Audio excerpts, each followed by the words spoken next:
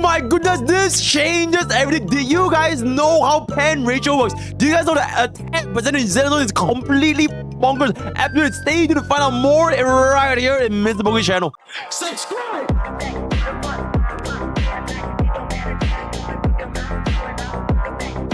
Hey guys, MrPokke here, back with another video, and welcome to another episode of Pokke's Classroom. And today we are going to be discussing the damage guide of Zenless Zone Zero. Specifically, how does damage multipliers work? I know a lot of you guys may be wondering, who the f cares about all that? Zenless Zone Zero is a baby ass game. I don't care about all that. The reason why I made it is, first of all, for those of you guys who probably are gonna care, and second of all, it's gonna be tying up towards our relic video. Specifically, how are we gonna go for our main stats and substats, right? So kind of ties together hand in hand. So without further ado, let's get into today's content. Ladies and gentlemen, this is going to be the basic formula for Zenless Zone Zero's damage numbers. Don't have to care about the CM part. I'm just gonna translate. I've already done the absolute service, right, as the rank 1 Zenless free play. I have done the service of translating everything. I have not slept. I've slept for 2 hours for the past 24 hours because I love my chat so much. Okay, so basically how damage in this game works is base damage, 基础伤害, right, times damage multiplier, times crit multiplier, times defense multiplier, times rest multiplier, times vulnerability, Daze Multiplier, as well as special value. Specifically for base damage, technically you can split this up to base multiplier plus a times attack multiplier. So I'll be dissecting this in the next slide. So first things first, no yapping, no stalling. Base damage, it is basically base damage, right? The base damage multiplier. So you can see exactly damage multiplier, days, all kind of stuff. It is literally right there in the units kit. So it's very, very straightforward. Nothing too crazy. Just read, plug, slap it in, and you're done, right? So how exactly does the attack multiplier work in Zenless Zone Zero? And yes, the attack multiplier in Zenless Zone Zero, there are some nuances that makes it different from Honkai Starbucks and Genshin Impact. Oh my goodness, it's different? How? How is it different? Right, so here it is. For your attack multiplier, there is basically these two things: pre-battle and during battle. So pre-battle, this is the stats you're gonna see, right? So if you were to press C on your keyboard and you see what characters you have, this is gonna be the attack that she has from your base attack plus your W engine plus your drive discs plus your sets or plus whatever. This is gonna be the raw attack she has before she enters battle. The white part over here is the attack that she gets from her base attack herself and the attack from her W engines. The green part over here is gonna be the attack that you're gonna be getting from your attacks percentage stats, your substats, your main stats, right? Your flat attack percentage. So all those are gonna be considered as green, and these add up together before battle in 2455 for my Alan Joe. Now, during battle, you can see this screen when you go into battle, you press pause and you go into detailed stats. You can see exactly how much attack they have, specifically how much attack buffs they obtain during battle. Right? So your buff attacks such as set bonuses and your Sokaku, all this kind of stuff, they will trigger during battle. Now, the important thing is this little thing over here. This 101 over here, this is important. All buffs are counted during battle. In battle, they are based off of the unit's final attack value here, not your base attack. Which means a attack percentage buff, it is not based on your flat attack. It is based on your attack percentage substats, main stats from all of your drive discs.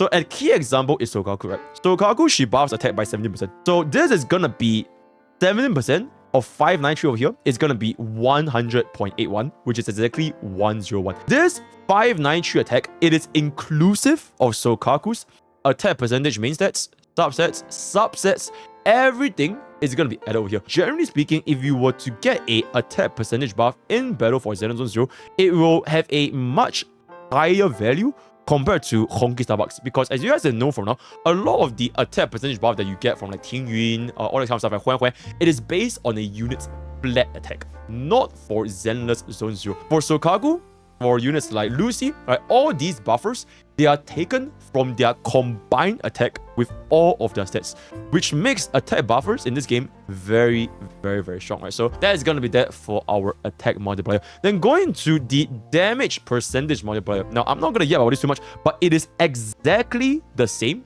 as attack percentage. They have zero difference. in terms of priority.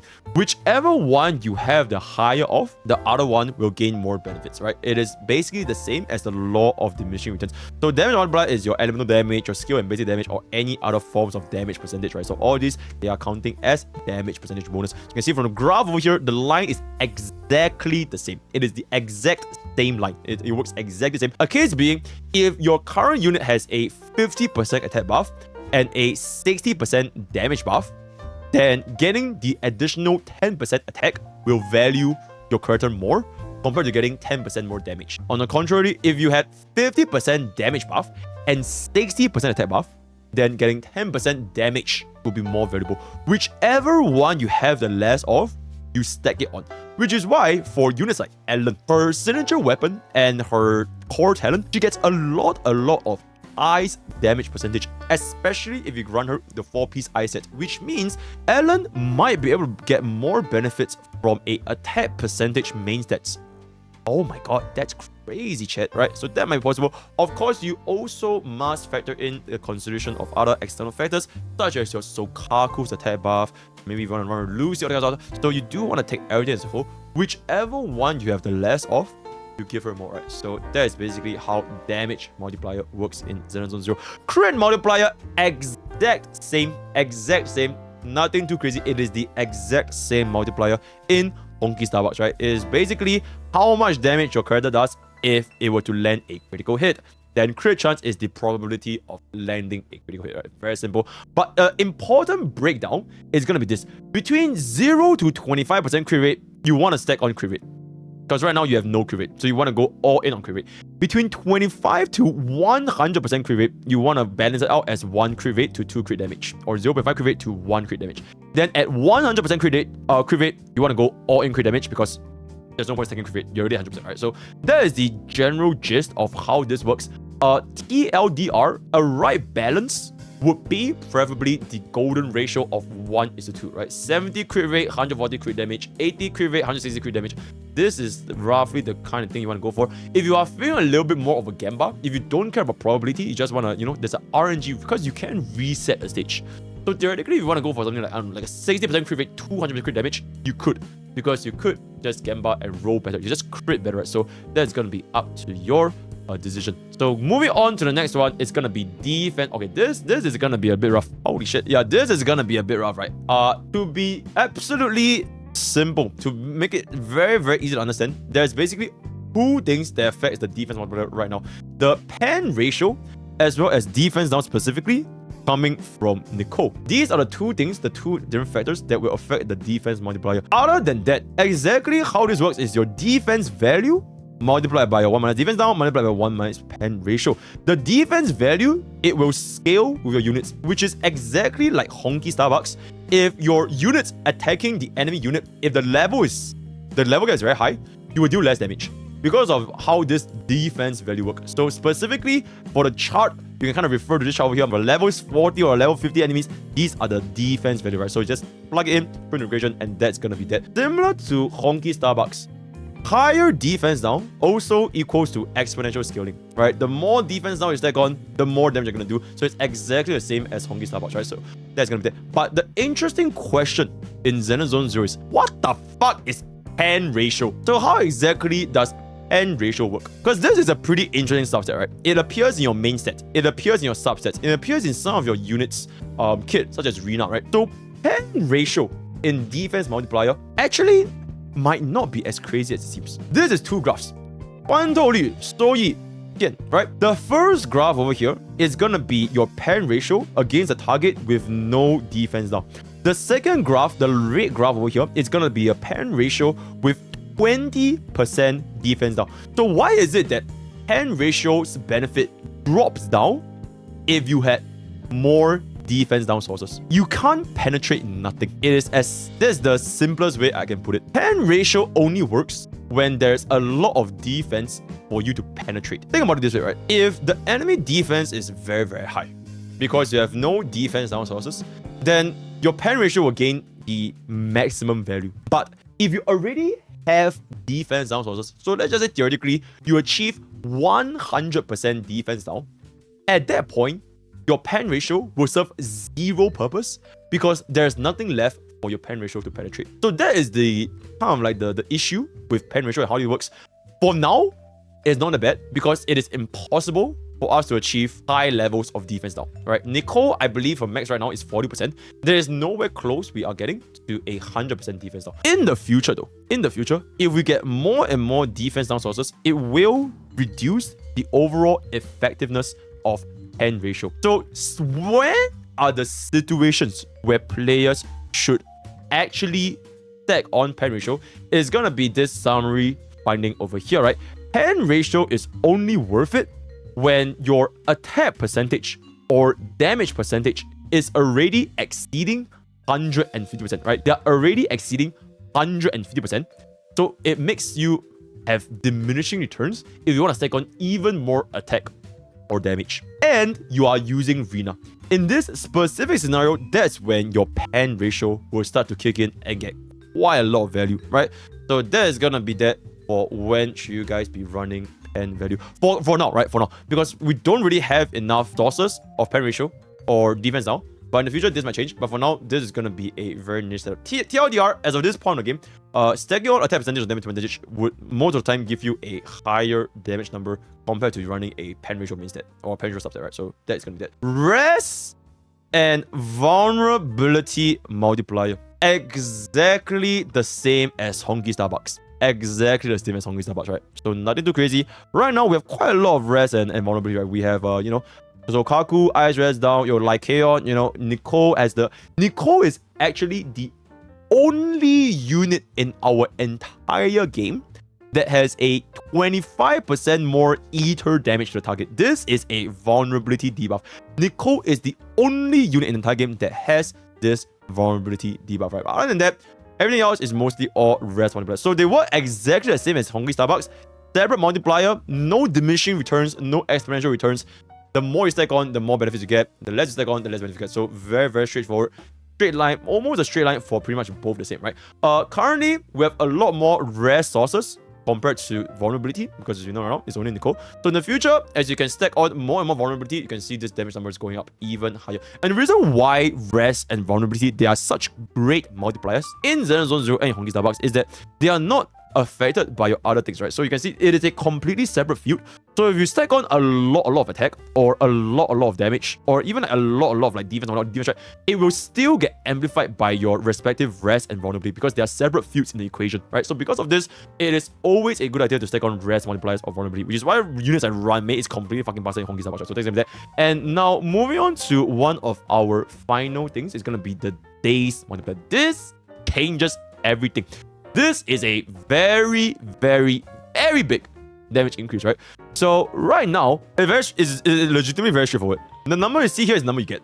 So very straightforward, nothing crazy, which is the reason why Lycaon is incredibly good, because it is straight up a 35% stun damage multiplier increase, and he's pretty much one of the only units we have right now that can do this in version 1.0. So it is an entirely different field, and this is only for Lycaon, right? So that's why Lycaon is a excellent breaker. Even if you don't use him to break, the Daze Multiplier himself, it is really making him very strong, right? So that's gonna... And one last field is gonna be this.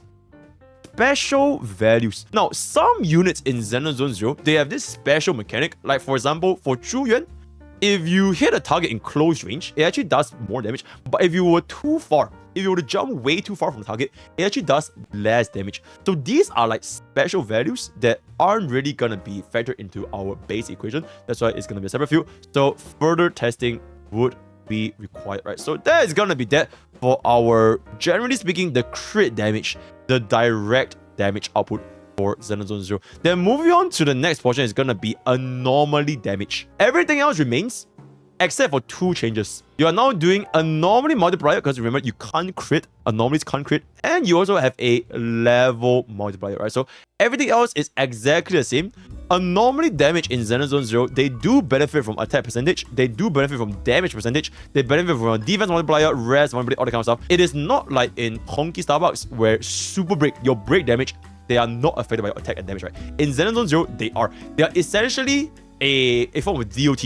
if you will, right? It's actually a form of DOT. So that's gonna be that. Your anomaly multiplier is basically your anomaly proficiency divided by 100, and your level multiplier is gonna be taken from this equation over here: 1 plus 0.025 multiplied by your level. Now, anomaly mastery is not to be confused with anomaly proficiency, because anomaly mastery, it only affects anomaly build-up, not the direct damage, unless super break comes into Zenless Zone Zero with units like Firefly or Harmony Trailblazer, where the weakness break efficiency directly increases the damage output. As that happens, anomaly mastery, it only makes you break faster. It only makes you apply your anomaly faster, but the damage will only be affected by your anomaly proficiency, right? So take that into consideration. Also, the thing, anomaly, you cannot crit, right? So it is what it is. And finally, your anomaly damage, especially when you have two different units apply anomaly at the same time, it will depend on who contributed more towards your anomaly.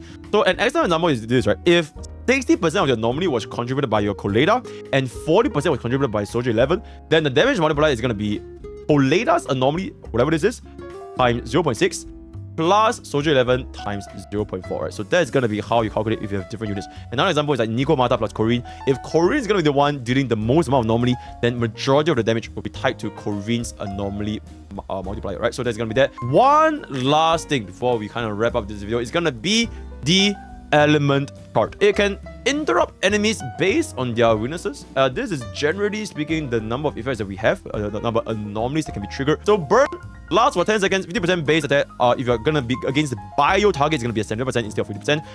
Every 0.5 seconds, 25% more bios are gonna be dead. So shock, 10 seconds, every damage will add an additional instance of electric damage. You can think of this as Yingling. So it is not a burn where the damage appears regardless. Electric, it only appears when you actually damage the target. So if you don't damage the target, this thing does not appear straight up. 1 second cooldown, 62.5% more against max, right? So it's very, very effective against max. And corruption, it is kind of like the same as shock, but triggers at every 0.5 seconds instead of every 1 second. Also, 31.3% more against energy targets. As of right now in version 1.0, we have not yet seen a energy unit. It is a brand new class that has not appeared, so stay tuned for that. But between these three, corruption has the highest increment damage, because this is per 0.5 seconds, right? So this is the absolute highest increment. So if you are going to be up against energy enemies, then corruption will work very, very well, which is a potential reason why you guys might want to consider playing for Chuyan, because we do not have any other anomaly DPS, any other ether DPS, so something for you to consider, right? Freeze and Shatter. Freeze basically freeze, and Shatter is the raw damage from target shatters. There's no weaknesses or bonuses. You just basically deal 5% of the base attack. 90 yards, too crazy. That's it, right? That's it. Then Flinch slash Assault is your physical. Flinch inflicts 10% more days build up, and Assault has the absolute highest single target damage, right? 730% of your attack is the absolute highest, which is why you can see crazy numbers from Piper, right? Absolutely crazy. So that's gonna be for us. And with that, we have pretty much come to the end of the Zenless Zone Zero damage guide, the Zenless Zone Zero damage formula. Let me know what you guys think in the comments below. Join the Discord.gg for the Pokke Street, where going down Zenless Zone Zero daily basis machine, Twitch.tv for some I hope that you guys enjoyed the guide. Alright, I tried to talk a little bit slower for all of my guides. I try to be a little bit more chill, a little bit more neutral if I consider myself. So that's all I have for today. All the best for your Ellen pools, all the best for your Chuyan pools, and I'll see you guys next time.